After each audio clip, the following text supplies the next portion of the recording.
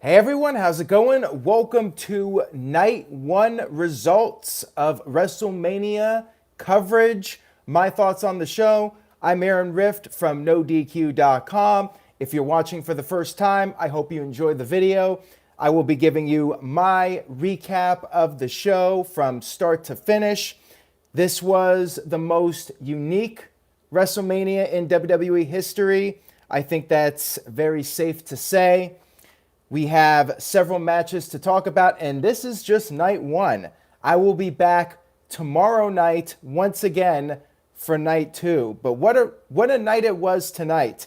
Shout out to everybody in the chat room watching live right now. I appreciate your viewership and your interactions. We have OG85 with the $2 super chat says, WrestleMania delivered a great show, especially with that ending. Feel free to leave your comments in the chat room. Hamp Kano with the $2 super chat says, before you get started, Ocarina of Time was better. People definitely have some interesting opinions here on NoDQ.com, Team NoDQ, the NoDQ Galaxy, as I like to refer to the NoDQ faithful as. Let's go ahead and get started with the kickoff. The kickoff had Corey Graves, who we have not seen in several weeks. It was him and Peter Rosenberg recapping the matches. Tom McCarthy with a $2 super chat says, leaving WrestleMania now, my friends and I enjoyed it live. Ha ha, good one there, Tom.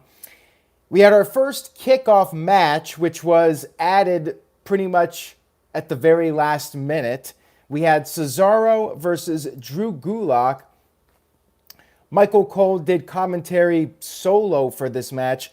Thankfully, he was joined by JBL later on during the show. I think having one person do commentary with no crowd is a big mistake because you have enough issues with a lack of sound to begin with. So I'm glad for the main show JBL did come out. The kickoff match, not much to it. It was a short match, some mat wrestling back and forth. Cesaro picked up the win after an airplane spin. Yes, an airplane spin was the finish, although he did not use his hands for part of it. I guess there's a different term for it, the UFO, I believe. Josh Mansfield with a $2 super chat says, 7-2 for me tonight. Some iffy but fantastic night, he says. Thank you for that, Josh. The Cleaver, Colin Andrew with a $2 super chat says, I did a Skype party with the NX team, was a good time. I've heard some people doing that, having conversations on Zoom, Skype, people meeting up. It was just Caitlin and I watching the show, and we were having a good time watching it. Andrew Watson with a $2 super chat says, everyone was waiting to crap on WrestleMania. WWE overachieved.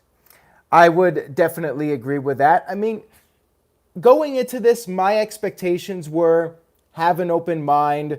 This is a totally unique situation, and it's an unfortunate situation for everyone, but WWE came in trying to make the most of it, and that was my attitude. I'm going to let it play out and see what they do and see how I feel about things.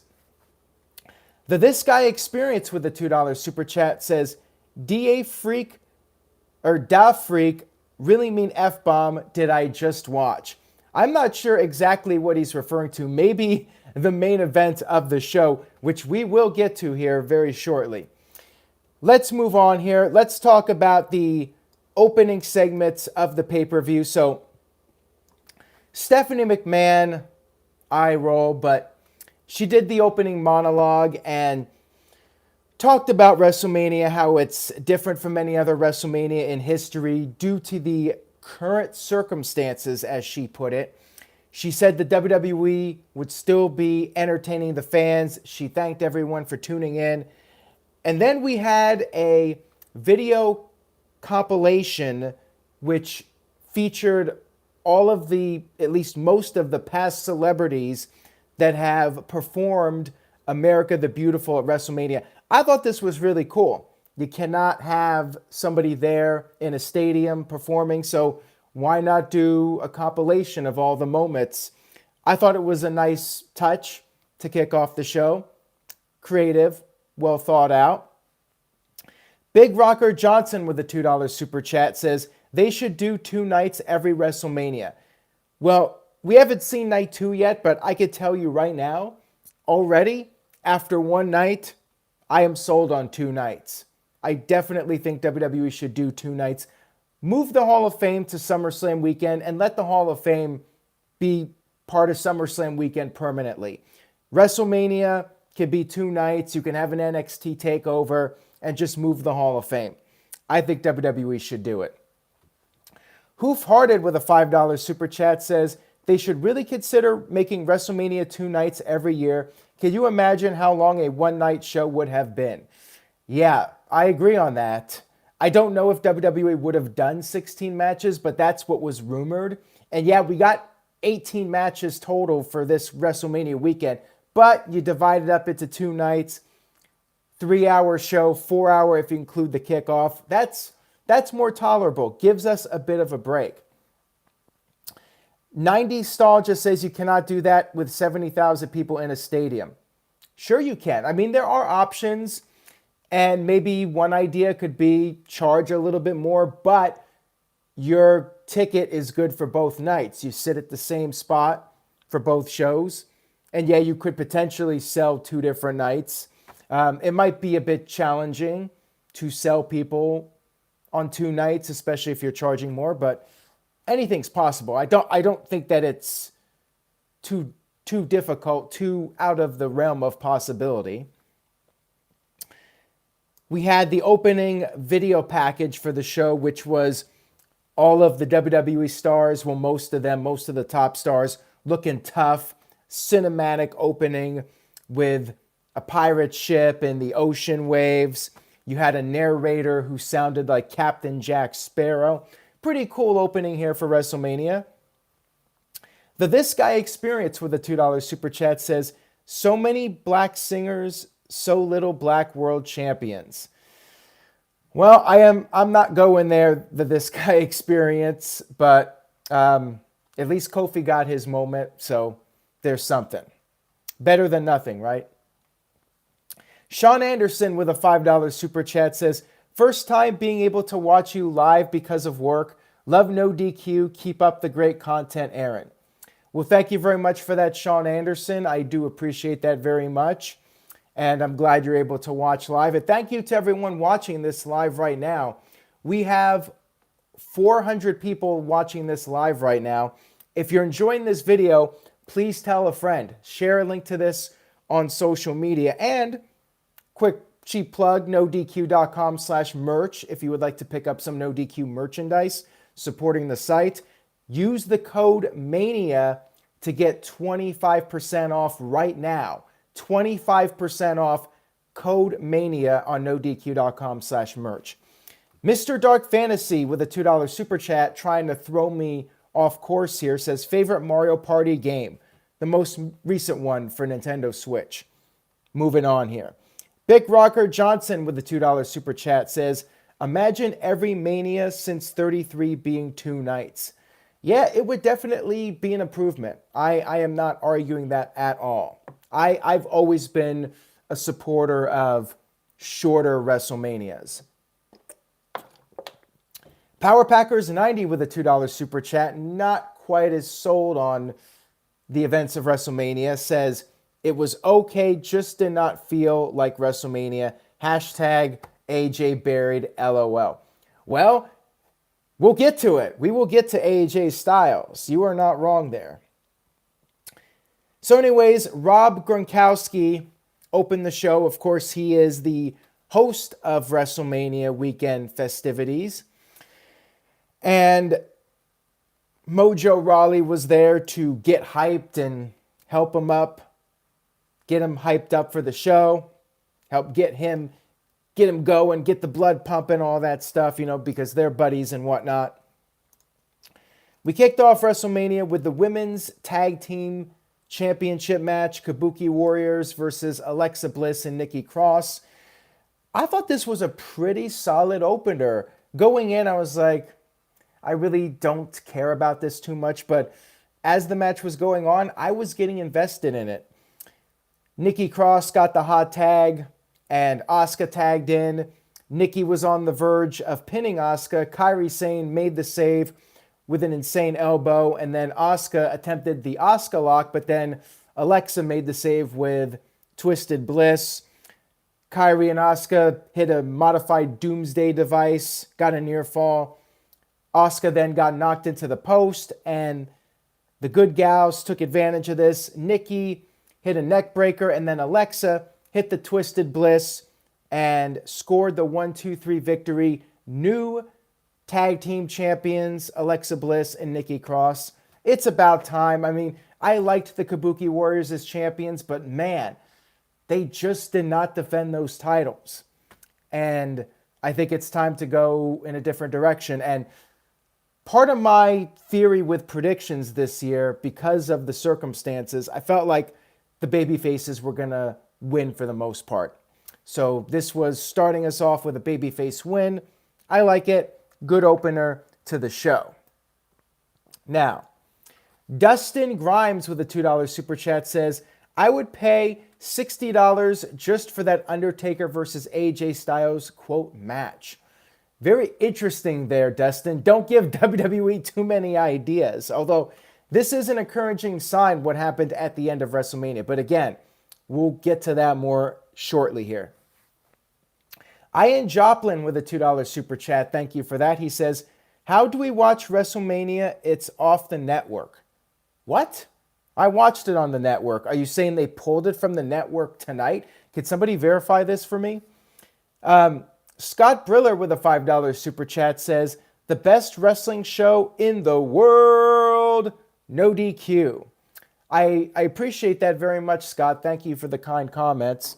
And again, if you guys enjoy this video, best thing you can do, tell a friend, spread the word.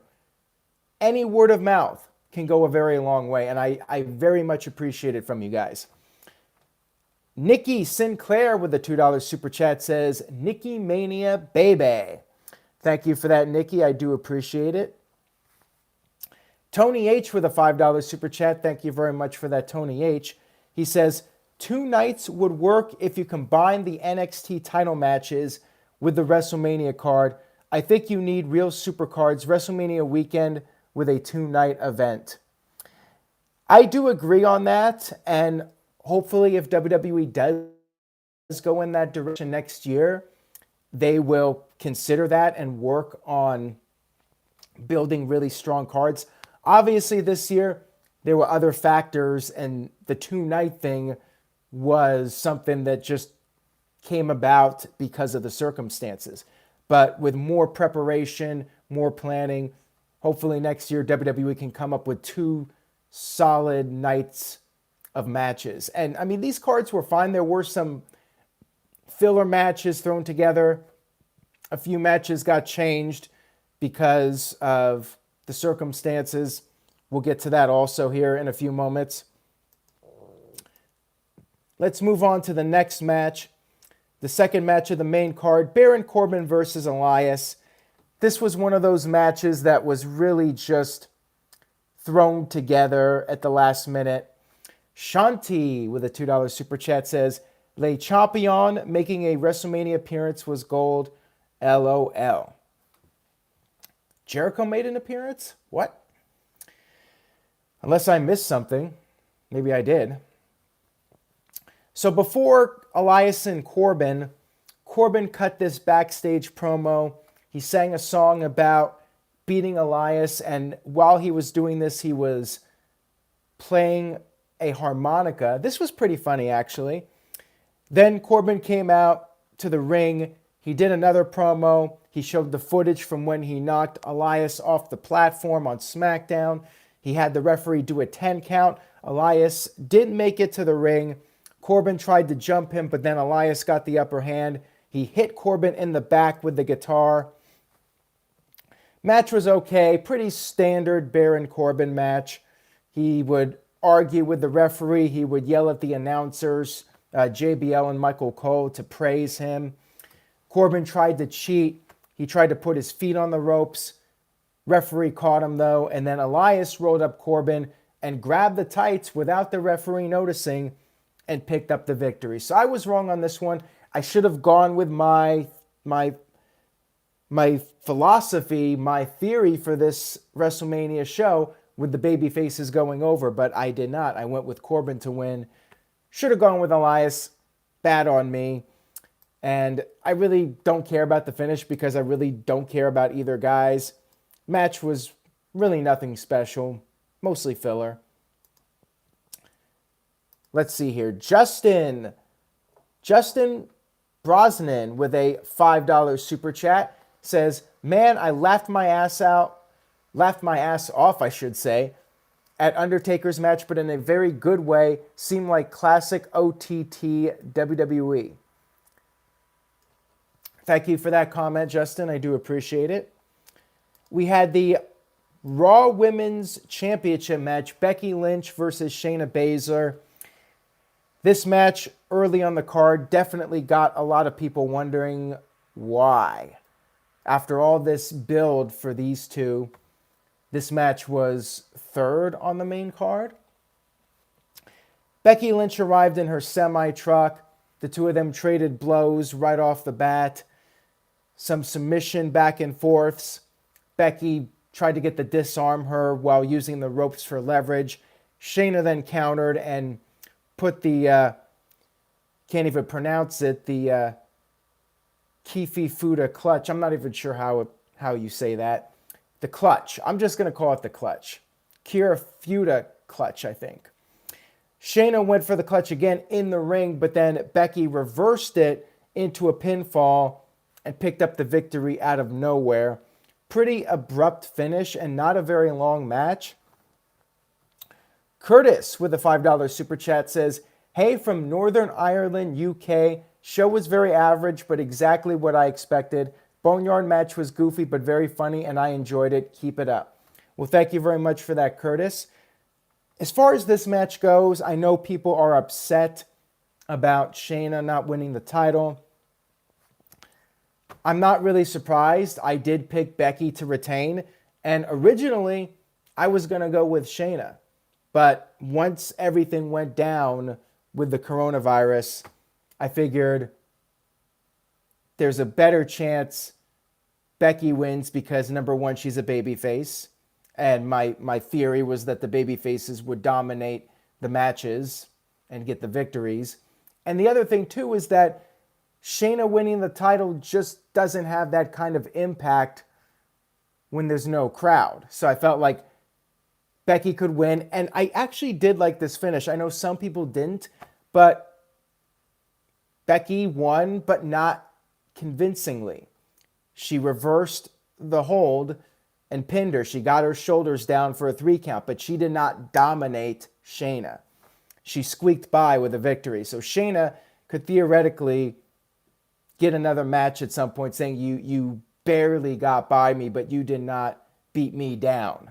I think they could definitely do a rematch, and it could be credible. I don't think that Shayna's credibility was killed in this match. Shanti with a $5 super chat says, there was a WrestleMania replay of Edge versus Y2J after one of the matches is what I was referring to. Oh, I did not know that, but thank you for the info, Shanti. I appreciate it, and thank you for the super chat. Jamie Baxter with the $2 super chat says, I hope the Funhouse will be the same as the Boneyard match. I hope so too, and you know, without going to the end of the show, I really think The Fiend and John Cena should close night 2. You close night 1 with the cinematic match. I think night 2 should end in the same fashion with the cinematic match to close it out. But of course, if that happens, I think that John Cena is probably going over, which I did predict, by the way. I'm the only one. So guys, I'm the only person on Team No DQ that predicted John Cena to win tomorrow night. We'll see what happens. I did pretty well tonight with the No DQ Predictions League. The game is on 100 with a $5 super chat. Thank you for that. He says, thank you, WWE, for wasting Shayna. Win at Chamber. Thank you, WWE, for Strowman win. Thank you, WWE, for taking the title off The Fiend, being sarcastic. We'll talk about Strowman here in a few minutes. I think the Strowman stuff was worse than Shayna, but also some of that is just out of WWE's control. Not all of it, though, but we'll get to that here in a few minutes. In this case, I think because of the circumstances, Shayna did not win the title. I feel like if this match happened at Raymond James Stadium, Shayna would have won the title. I think WWE changed their mind on this one. Just how I see it. I don't know that for a fact, but that's my gut feeling on it. Josh Mansfield with a $2 super chat says, Fiend wins and turns Cena heel. Highly unlikely in all likelihood is my response to that, Josh, but thank you for the super chat. We had Daniel Bryan versus Sami Zayn. You had Cesaro and Shinsuke Nakamura on the outside, and Drew Gulak was out there with Bryan. Gronk and Mojo were doing the yes chants. The This Guy experience with a $5 super chat, so real quick here, going back to Becky. Seriously, why is Becky and in parentheses, Vince straight up copying Austin KO? Also, Becky didn't really beat Ronda. Charlotte did most of the work. Well, we're not supposed to think about that. We're supposed to think about Becky Lynch overcoming the odds at WrestleMania and beating both of her challengers. But yeah, I mean, WWE has tried to make Becky the top female superstar. And I mean, she has been over the past year. She's been a dominant champion, and she's been their biggest star and the highest paid star. You can head over to NoDQ.com and find out what the reported salaries are of the top 10 superstars in the company, and Becky Lynch is on that list. First time a female other than Stephanie has gotten on that Forbes list.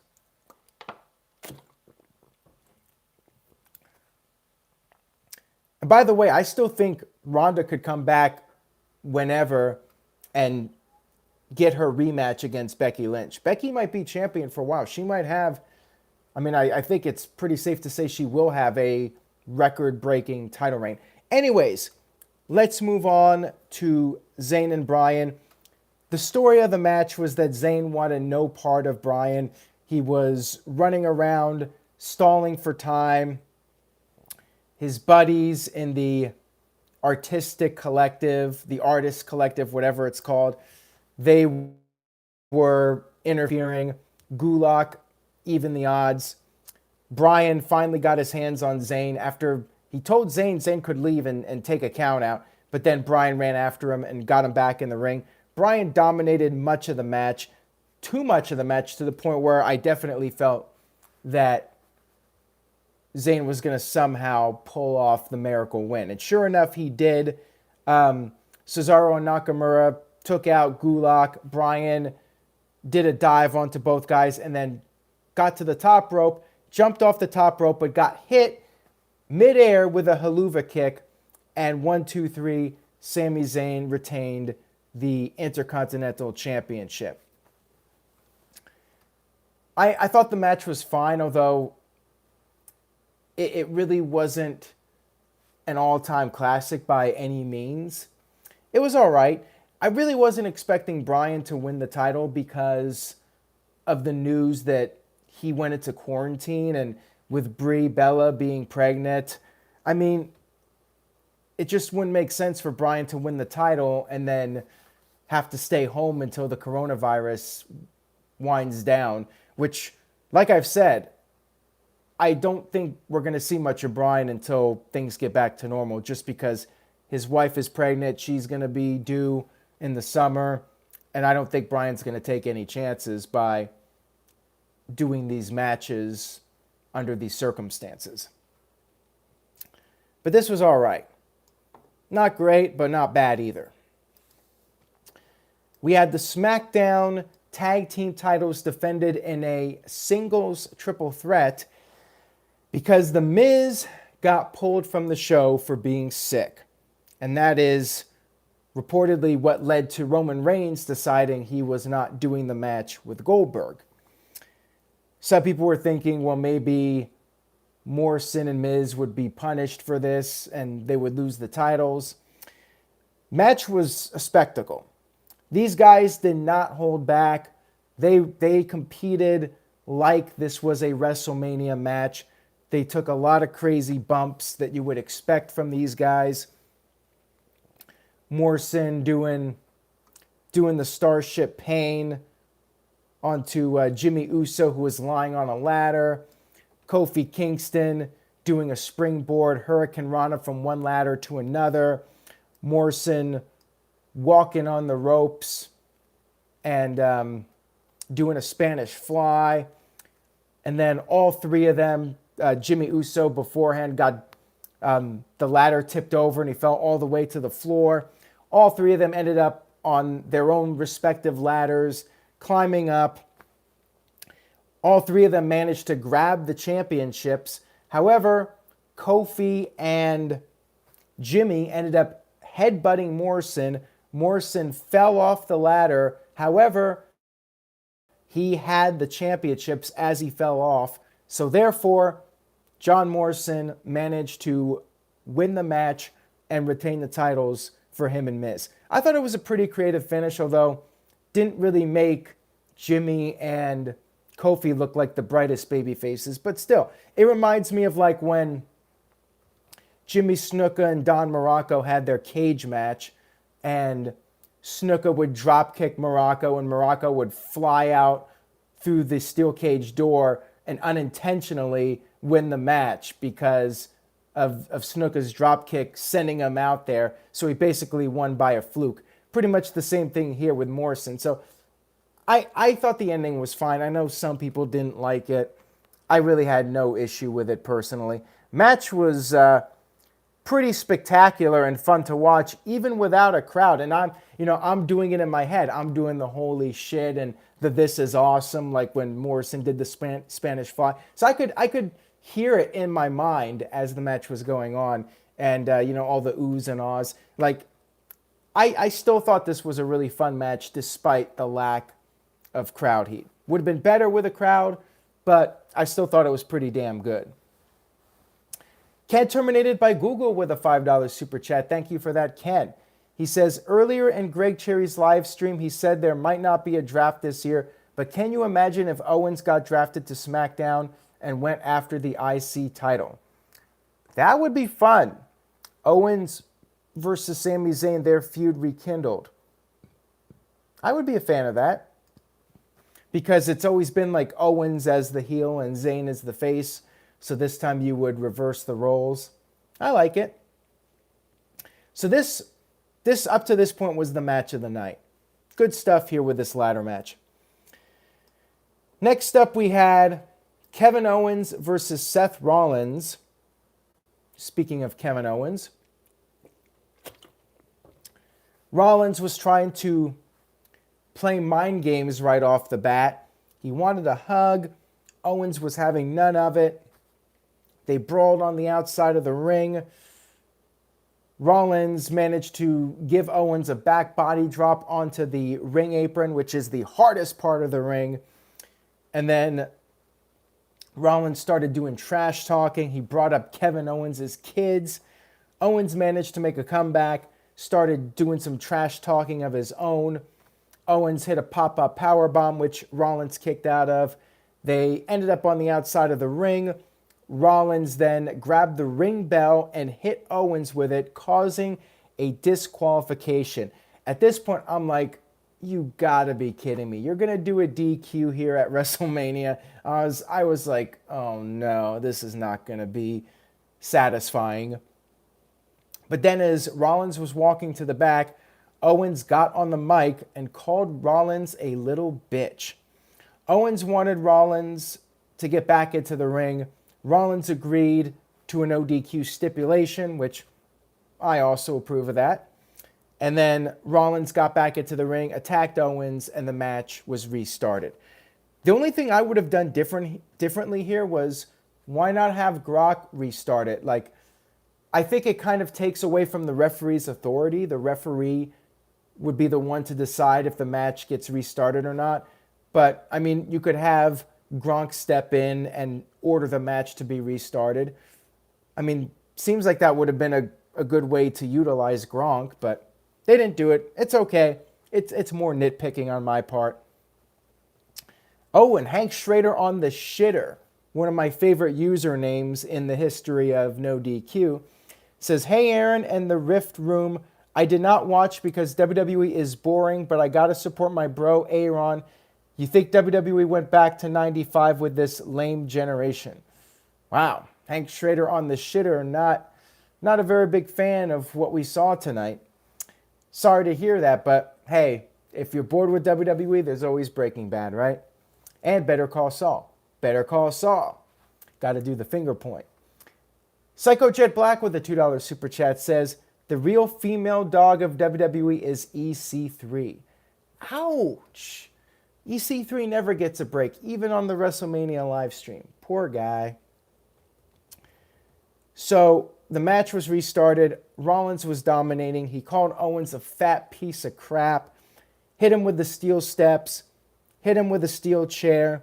Owens then managed to turn the tables, so to speak. First, he grabbed the ring bell and gave Rollins a taste of his own medicine. A little bit of karma there. What goes around comes around. Hit him with the ring bell. And then laid out Rollins on the table. So when I talk about turning the tables, this is what I mean. He put Rollins on the table, and they had the giant WrestleMania sign. I should point out one other disappointment about this show. There were some. They really didn't do much to make this set any better than what they have for Raw and SmackDown. It was basically the same set, but they did have the giant WrestleMania sign, which they use at the arena events. You always see it. They point at it. They had that stationed right behind the announce desk position. So that was pretty cool. I just wish they would have maybe built like they could have used that empty space where chairs normally are. They could have built a pirate ship in the arena, or built like a giant skull. Maybe had a treasure chest and some sand. Like they could have done like one of those old WCW Bash at the Beach style sets for this. But they didn't do it. I was a little disappointed in that. That would have been cool at least. And they could have had the guys brawl and take bumps off of the props. Like, I think that would have been fun. I think that was a missed opportunity. But beyond that, they did utilize the sign. So Kevin Owens climbed up the giant WrestleMania sign and then did this flying elbow drop off the sign onto Rollins through the announce table. Great moment here. And we were all wondering, would WWE have some moments that they could replay in history from the Performance Center WrestleMania? And this is one of them. You know, this is a shot they can show with all the classic WrestleMania moments. Kevin Owens doing the big dive. Owens gets his WrestleMania moment. That was the whole story, that Owens has never gotten a WrestleMania moment. Owens did the elbow. He got Rollins back in the ring and finished him off with the Owens stunner. 1, 2, 3. KO picks up the victory. Turned out to be a great match. I love the storytelling with this, and I'm glad that they did not end it with the DQ. You know, they got us, you know. We were all pissed off and angry. Match restarted, and Kevin Owens got his big win, got his big moment. So I was very satisfied with how this all turned out. Next up, oh boy, we had Goldberg versus Braun Strowman, the match with no build-up, no reasoning as to why Strowman is getting a title shot. They even mentioned earlier in the show that Sami Zayn beat Braun Strowman. Somehow Strowman's getting the title match for no reason. I should note before the match, R-Truth interrupted Gronk and Mojo Rawley. Rawley ended up pinning Truth to win the 24/7 title. I'm a little perplexed by this.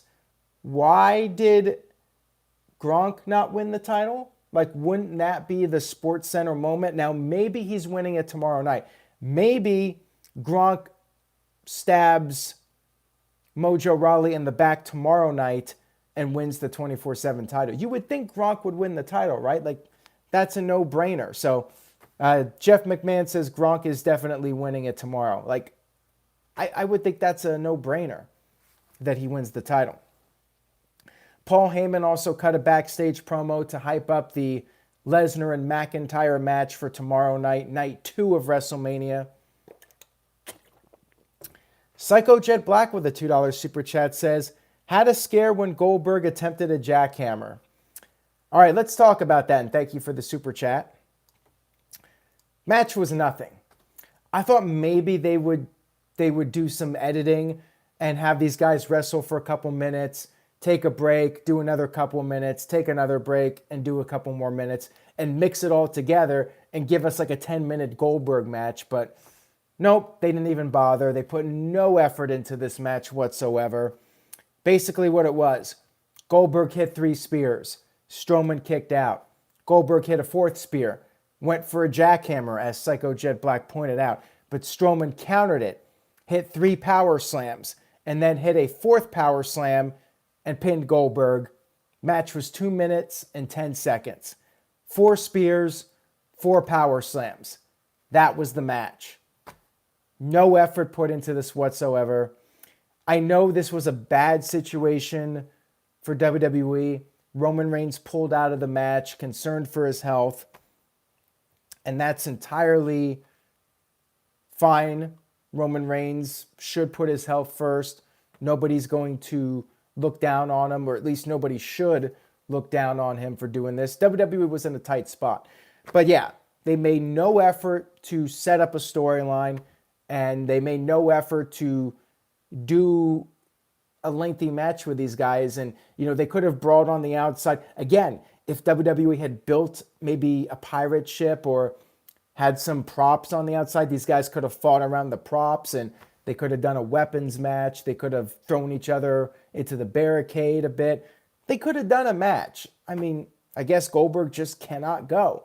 And if that's the case, why did you put the title on him in the first place?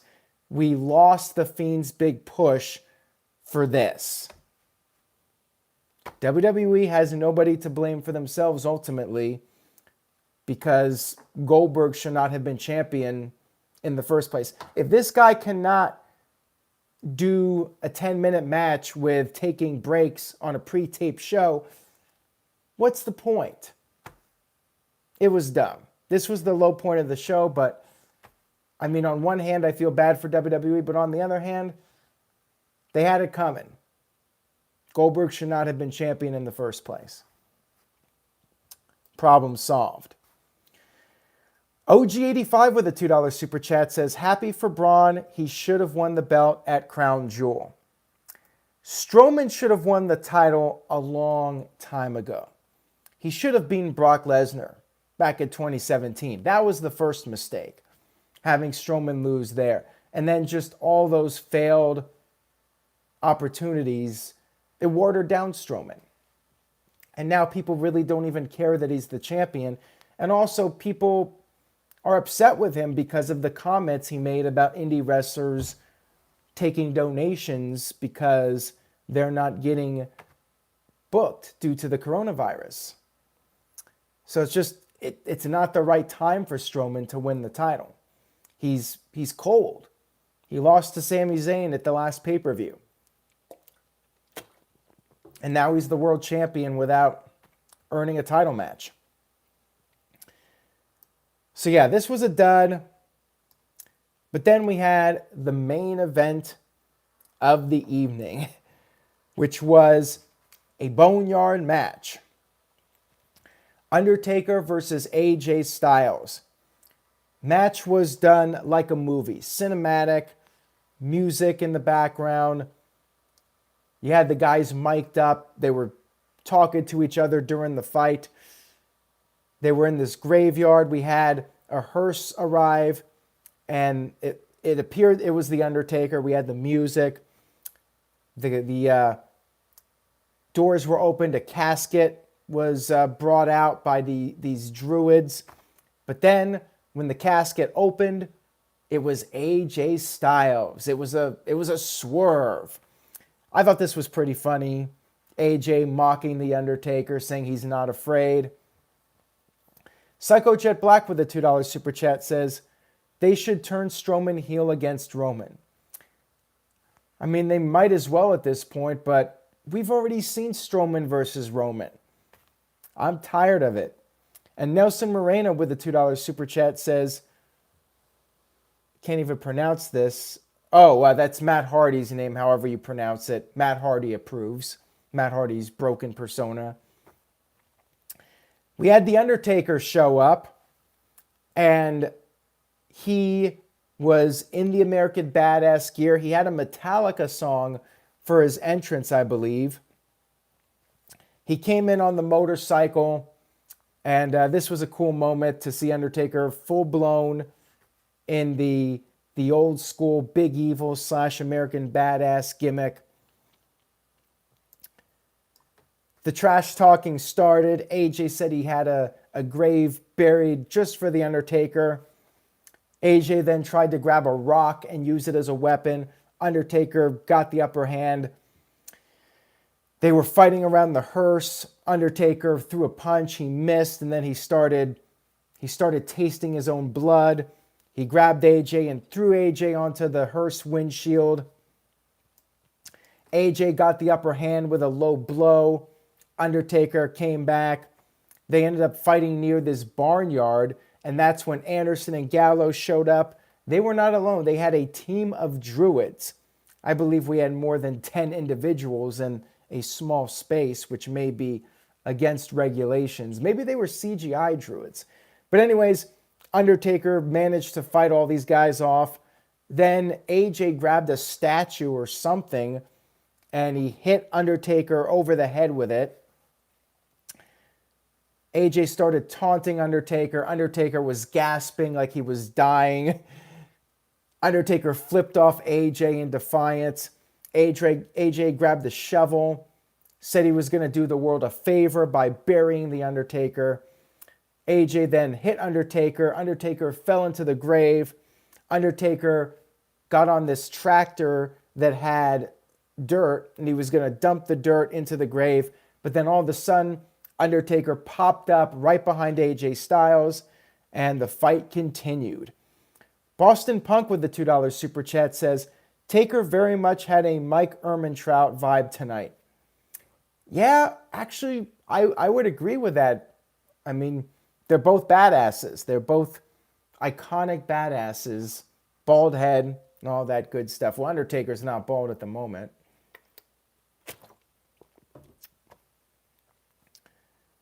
AJ tried to escape from The Undertaker. He climbed up this ladder to the top of the barnyard. Undertaker then set off some fire pyro on the barnyard. Undertaker climbed up. Anderson and Gallows managed to get up there as well. Undertaker threw Gallows off the barnyard, and then he gave Anderson a tombstone on the barnyard. Undertaker then chokeslammed AJ Styles off the barnyard. We had several different camera angles of it. Again, it was like a movie, cinematic. Undertaker picked up AJ Styles. AJ was very upset. He was apologizing. He was sorry. Undertaker gave AJ a hug, a pat on the back, but then he kicked AJ into the grave. He got in the tractor, dumped the dirt onto AJ. All that was left was AJ's hand sticking out of the dirt. And then Undertaker got on his motorcycle, did the salute, and then his music started playing as he drove off on the motorcycle.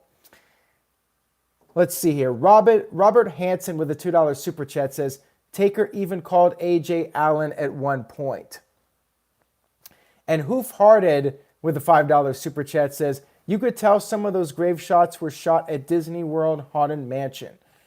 Really? I did not notice that, but I will look into that, Hoof Hearted. Thank you for the super chat. I do appreciate it. And Virtue said that my dad, who doesn't typically watch wrestling, loved the Boneyard match. I thought this match was so much fun. I was thoroughly entertained by it. Was it over the top? Yes. Was it? I mean, it was a spectacle. And that's what WrestleMania is all about. WWE, it was unorthodox, but this was a spectacle. This was something special. And for 15 minutes, I forgot what was going on in the world. I was fully invested in it. I was laughing. I was having a good time. To me, this delivered big time. WWE, in this case, made the most of a bad situation. Psycho Jet Black with a $2 super chat says, I'm glad we had no in-ring match. It would have sucked. Absolutely. That's one of the positives here. These guys, if they were at WrestleMania, they probably would have done a regular match. And it would have been nowhere near as good or as memorable. So, and Matt Hardy, again, Matt Hardy's influence on the wrestling business.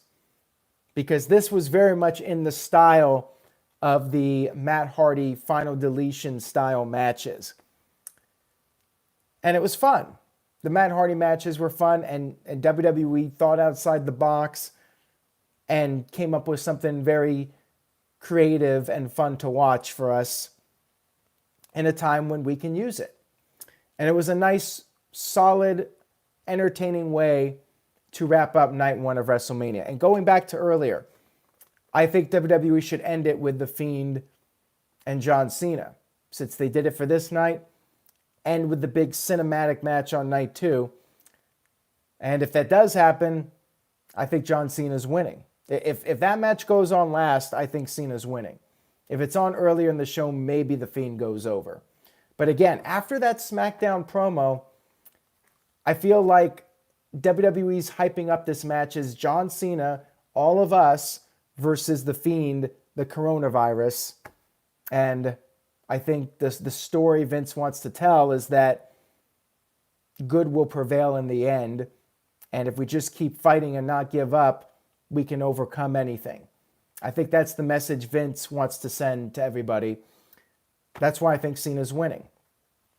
And I know Cena should lose. Under any other circumstance, I would say Cena should be losing this. But yeah, I think Cena's winning. Could be wrong, though. I mean, everyone else on Team No DQ thinks The Fiend is winning. But I'm trying to think in Vince's mind. You know, I understand The Fiend should not be losing. But I think at times like this, you got to give the people the superhero happy ending. Super Cena. I think we need Super Cena in 2020. Mark Kennedy with a $5 super chat says, if The Fiend loses to John Cena, is that the end of The Fiend?